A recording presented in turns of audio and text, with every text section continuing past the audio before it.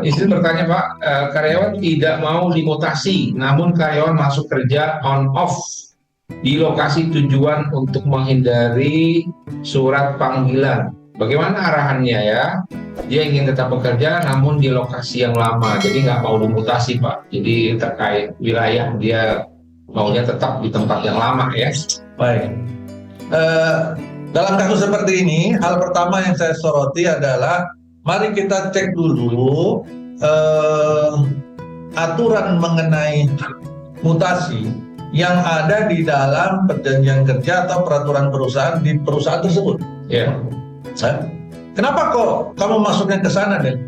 Karena dalam perundangan ketentuan tentang mutasi secara spesifik tidak ada, tidak diatur secara spesifik. Ya, maka menjadi domain dari perusahaan untuk mengaturnya secara detail tentang mutasi, prosedurnya bagaimana, menangani keberatannya bagaimana dan sebagainya. Ya, jadi ketentuan tentang mutasi, Bapak Ibu mohon diperhatikan, tidak sesederhana mencantumkan klausa bersedia dimutasi ke seluruh wilayah atas perintah perusahaan. Enggak sesederhana itu. Keliru kalau kita beranggapan bahwa dengan punya klausa itu maka kita sebagai perusahaan punya kewenangan tanpa batas untuk seenaknya memindahkan orang dari Aceh ke Papua. Hari ini hari Jumat, sore begitu pulang si Denny dipanggil di Aceh. Kamu hari Senin masuk ke Papua ya?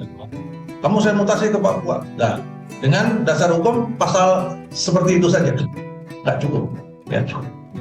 Apalagi kalau mutasinya mutasi permanen. Bagaimana dengan keluarga saya di Aceh misalkan? Saya orang Aceh asli, kemudian saya dipindahin ke Papua. Saya nggak tahu gimana di sana, bagaimana kehidupannya, bagaimana saya bisa survive, kemudian anak istri saya dan sebagainya. Bagaimana memindahkan kehidupan sosial itu seenaknya saja. Ya, jadi itu harus diatur dulu.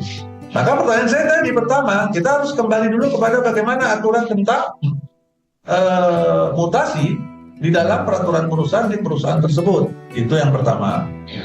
Ya, apabila aturan yang nggak ada atau nggak lengkap tidak bisa mengakomodir masalah keberatan seperti ini, maka yang saya khawatirkan apabila tidak bisa diselesaikan baik-baik, kembali kepada prinsip hukum. Prinsip hukum apa dan maksudmu? Prinsip hukum yang ada diatur dalam pasal 55 di Undang-Undang 13 2003. Yang isinya kurang lebih berbunyi begini. Perjanjian kerja tidak dapat dirubah dan atau diakhiri tanpa kesepakatan para pihak yang membuat. Oke? Kok larinya ke perjanjian kerja, Den? Karena Bapak Ibu semua di dalam pasal 54-nya, tadi 55, sekarang 54-nya, itu ada syarat-syarat minimum dalam sebuah perjanjian kerja, di mana salah satu syarat minimumnya adalah dicantumkan mengenai lokasi kerja. Ya, artinya lokasi kerja sebagai bagian dari syarat minimum yang diatur dalam pasal 54. Kalau terjadi perubahan di lokasi kerja yang dirubah, berarti harus mengikuti ketentuan pasal 55. Kesepakatan, ya.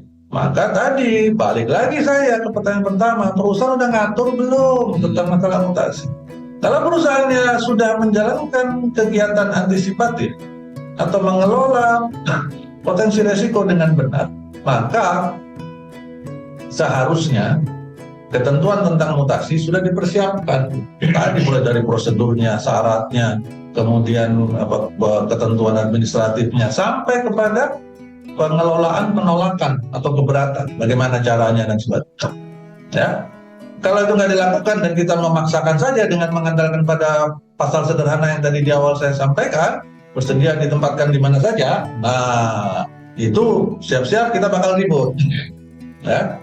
Si karyawan melakukan masuk kerja on off ini, kalau dia masuk ke kategori mangkir, nah perusahaan bisa kasih surat peringatan, ya kan? Surat panggilan memang dia bisa menghindari surat panggilan, tetapi surat peringatan dia akan susah karena modelnya on off-nya itu jatuhnya mangkir misalkan. Tapi kalau on off ini jatuhnya pada saat off itu dia ambil cuti dan cutinya disetujui oleh atasannya, ya memang surat peringatannya belum bisa masuk ke sana. Iya. Ya.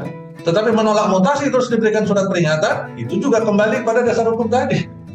Perusahaan sudah ngatur belum aturan tentang mutasi? SOP mutasi. Nah, yang banyak kita temukan nih, mohon maaf Bapak Ibu, mohon maaf ya, yang banyak kami temukan di lapangan di luar sana, bukan di lapangan sih Pak Abi, di kantor, ya kan? Kalau di lapangan nggak ada. Ya. Jadi di kantor di luar sana itu yang banyak terjadi justru perusahaan itu tidak mengatur atau belum mengatur secara detail tentang proses mutasi. Ya. Nggak cuma mutasi, demosi juga nggak diatur. Intinya sederhananya proses HR atau IR itu ada 20 Pak. Setahu saya ada 20 proses yang harus dibuat berbentuk SOP. Nah, mutasi, tadi ya, mutasi, promosi, demosi, salary, dan sebagainya itu harus terkonsep dalam sebuah SOP. Jadi jangan selera siapa nih hari ini seleranya. Ya udah, pokoknya kalau nggak mau kasih SP aja, gitu kan. Selera pimpinan, ya kan? Kan nggak bisa ya sebuah aturan dengan selera. Ganti pimpinan, ganti Selera aturan, ganti selera. Nah, itu yang ngeri kan gitu tuh. Ya, jadi itu tadi ya Bapak Ibu yang bertanya tadi cuma di YouTube ya. YouTube. Nah itu jadi begitulah cara saya meresponnya.